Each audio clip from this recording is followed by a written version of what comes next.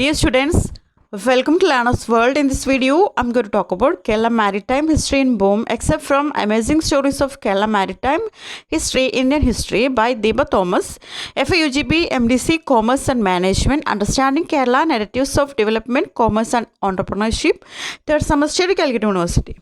Deepa Thomas is a blogger who writes on Kerala history and culture. Her popular blogs are Spice Route, Trade History between China and Kerala, Tourism in North Kerala, Kannur Airport. Deepa Thomas ഒരു ബ്ലോഗറാണ്. കേരള ചരിത്രത്തെക്കുറിച്ചിട്ടും കേരള സംസ്കാരത്തെക്കുറിച്ചിട്ടൊക്കെ എഴുതിയിട്ടുള്ള ആളാണ് ദീപ തോമസ്. അവരുടെ പോപ്പുലറായിട്ടുള്ള blogs spice route, അതുപോലെ tourism in north Kerala തുടങ്ങിയിട്ടുള്ളതൊക്കെയാണ്. Then summary of Kerala Maritime History in Boom, excerpt from Amazing Stories of Kerala Maritime History, Indian History. അപ്പോൾ ഇതൊരു ബ്ലോഗാണ്, amazing stories of Kerala maritime history, Indian history എന്ന് പറയുന്നത്. അതിൽ നിന്നെടുത്തുള്ള ഒരു except, ഒരു ഭാഗം മാത്രമാണ് നമുക്ക് പഠിക്കാനുള്ള Kerala maritime history in boom എന്ന് പറയുന്നത്. The blog explores Kerala history, tracing Kerala's maritime connections from ancient times through the era of European imperialism, emphasizing the region's role as a vibrant crossroads of trade and cultural exchange. അപ്പോൾ ഈ ഒരു blog explore ചെയ്യുന്നത് കേരള ചരിത്രത്തെക്കുറിച്ചിട്ടും കേരള സംസ്കാരത്തെക്കുറിച്ചിട്ടൊക്കെയാണ്. അതുപോലെ കേരളത്തിൽ നടക്കുന്ന കടൽ വഴി ഉള്ള, പുരാതന കാലത്തൊക്കെ കടൽ വഴി ഒരുപാട് കച്ചവടങ്ങൾ നടന്നിട്ടുണ്ട്. അപ്പോൾ അതിൻ്റെ കണക്ഷൻസ്, ആ ഒരു ബന്ധങ്ങളെക്കുറിച്ചിട്ടൊക്കെയാണ് ഈ ഒരു ബ്ലോഗ് എക്സ്പ്ലോർ ചെയ്യുന്നത്. Kerala has long been known for it's rich trade history, especially in spices. അതായത് കേരളത്തിനൊരു വലിയൊരു ചരിത്രമുണ്ട്. അതായത് ഈ സ്പൈസസ്, സുഗന്ധവ്യഞ്ജനങ്ങൾ കച്ചവടം നടത്തിയതിൽ ഒരു ലോങ് ഹിസ്റ്ററി ഉണ്ട് കേരളത്തിന്. Ancient Sumerian records refers to Kerala as the garden of spices. പുരാതന കാലത്ത് സുമേറിയൻ റെക്കോർഡ്സൊക്കെ എടുത്ത് നോക്കിയാൽ അതിലൊക്കെ രേഖപ്പെടുത്തിയിട്ടുണ്ട് ഈ ഒരു കേരളത്തിനെ ഗാർഡൻ ഓഫ് സ്പൈസസ് എന്നുള്ള രീതിയിലാണ് റെഫർ ചെയ്യുന്നത്. അതായത് സുഗന്ധവ്യഞ്ജനങ്ങളുടെ ഒരു പൂന്തോട്ടം എന്നുള്ള നിലയിൽ. ഈ സുഗന്ധവ്യഞ്ജനങ്ങൾ, അതായത് കുരുമുളക്, ഏലം, ഇതൊക്കെ ഒരുപാട് പുരാതന കാലത്ത് ഒരുപാട് കച്ചവടങ്ങൾ ഈ ഒരു മാരിടൈം, അതായത് കടൽ വഴി നടത്തിയിട്ടുണ്ട്. Traders from Babylon, Egypt, Arabia, Greece and Rome visited Kerala for trade, highlighting its importance in ancient global commerce. അതായത് ഒരുപാട് കച്ചവടക്കാർ ബാബിലോണിൽ നിന്നും ഈജിപ്തിൽ നിന്നും അറേബ്യയിൽ നിന്നും ഗ്രീസിൽ നിന്നും റോമിൽ നിന്നൊക്കെ കേരളത്തിലേക്ക് കച്ചവടത്തിനായിട്ട് അവർ വിസിറ്റ് ചെയ്തിട്ടുണ്ട് എന്നാണ് പറയുന്നത്. Judaism was among the earliest foreign religions to reach India, with historical beliefs suggesting that King Solomon himself may have visited Kerala for trade. അപ്പോൾ നമ്മുടെ കേരളത്തിൽ, അതായത് ഇന്ത്യയിൽ എത്തിയിട്ടുള്ള ആദ്യത്തെ ഫോറിൻ റിലീജിയൻ ആയിട്ടുള്ളൊരു, അതായത് ആദ്യത്തെ ഫോറിൻ ഒരു മതത്തിൽപ്പെട്ടത് ജൂതന്മാരാണ് ആദ്യമായിട്ട് എത്തുന്നത്. ആദ്യത്തെ ഏർലിയസ്റ്റ് ഫോറിൻ റിലീജിയൻ എന്നുള്ള നിലക്ക് അവർ ട്രേഡിൻ്റെ ആവശ്യത്തിനായിട്ട് വരുന്നുണ്ട്. അതുപോലെ ഹിസ്റ്റോറിക്കൽ ബിലീഫ്, അതായത് ഒരു ചരിത്രപരമായിട്ടുള്ള ഒരു വിശ്വാസം, കിങ് സോളമൻ കച്ചവടത്തിനായിട്ട് കേരള വിസിറ്റ് ചെയ്തിട്ടുണ്ട് എന്ന് പറയുന്നുണ്ട്. In the 16th century BC, Jewish communities fleeing Babylonian captivity under Nebuchadnezzar settled in Kerala. 16th century BC-ൽ ബാബിലോണിയൻ കിങ്ങൊക്കെ ഈ നെബുക്കഡ്നെസ്സറിൻ്റെ അടുത്തുനിന്ന് ഓടി രക്ഷപ്പെടാൻ വേണ്ടിയിട്ട് കേരളയിൽ സെറ്റിൽഡ് ആയിട്ടുണ്ട് എന്ന് പറയുന്നുണ്ട്. The earliest Jews arrived in Kannur and later settled in Kodungallur, Paravur, Palayur and Kollam. ആദ്യത്തെ ജൂതന്മാർ ആദ്യമായിട്ട് കണ്ണൂരിലാണ് എത്തിയിട്ടുണ്ടായിരുന്നത്. പിന്നീട് അത് കൊടുങ്ങല്ലൂരിലേക്കും പറൂർ, പാളയൂർ, കൊല്ലം ഇവിടേക്കൊക്കെ മാറി. The Jews were known to be traders and were respected by local rulers who granted them land, privileges and freedom to build homes. അപ്പോൾ ഈ ജൂതന്മാർ കച്ചവടക്കാരായിട്ടാണ് വരുന്നത്. അവിടുത്തെ ലോക്കൽ റൂൾസൊക്കെ അവർ റെസ്പെക്റ്റ് ചെയ്തിരുന്നു. അതുകൊണ്ട് തന്നെ അവർക്ക് ലാൻഡൊക്കെ പ്രൊവൈഡ് ചെയ്തിരുന്നു.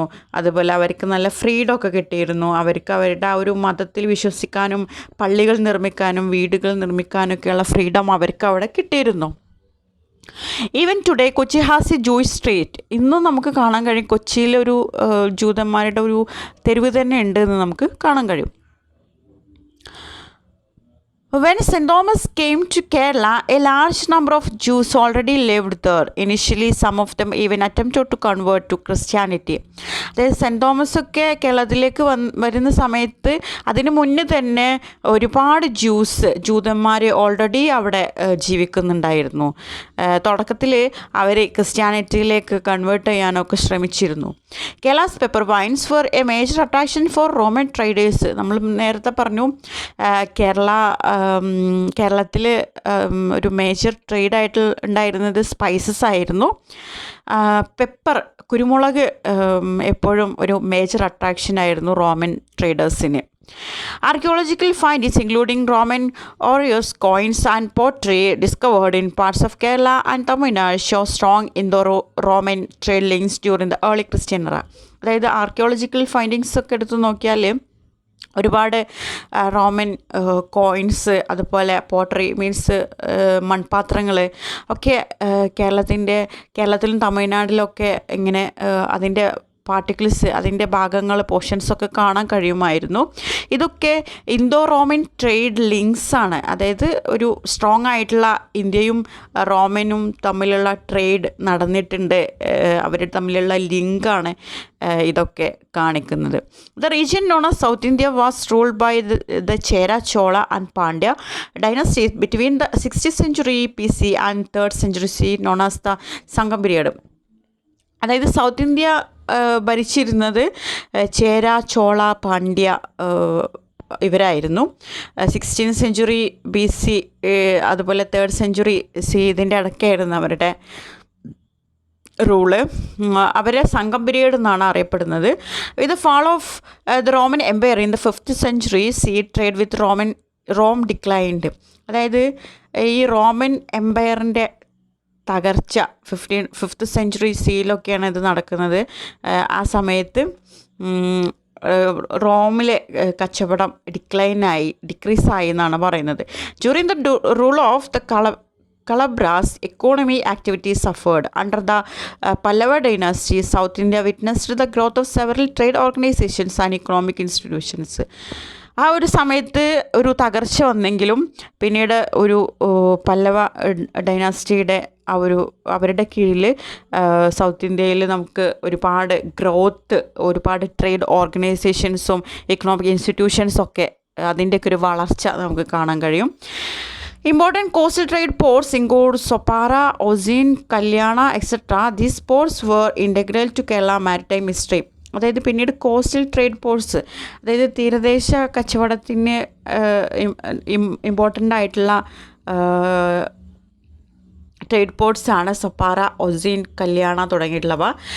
ഇവയൊക്കെ കേരള മാരിടൈം ഹിസ്റ്ററിനെ, അതായത് കടൽ വഴിയുള്ള കച്ചവടം ആ ഒരു ചരിത്രത്തെ ഒരു ഇൻ്റഗ്രൽ പാർട്ടായിരുന്നു, ഇമ്പോർട്ടൻറ്റ് പാർട്ടായിരുന്നു. Kerala exported spices, herbs and other valuable resources which were in high demand across various civilizations. അതായത് കേരള ഒരുപാട് സ്പൈസസ്, സുഗന്ധവ്യഞ്ജനങ്ങളൊക്കെ എക്സ്പോർട്ട് ചെയ്യുന്നുണ്ട്. ഇതൊക്കെ ഒരു വാല്യുബിൾ ആയിട്ടുള്ള ഒരു റിസോഴ്സാണ്, ഉറവിടമാണ്. ലോകത്തെവിടെയും ഉള്ള ആളുകൾക്കും ഇതൊക്കെ വലിയൊരു ഡിമാൻഡുള്ള ഒന്നാണ് ഈ ഒരു വാല്യുബിൾ ആയിട്ടുള്ള സ്പൈസസ്. Okay, thank you.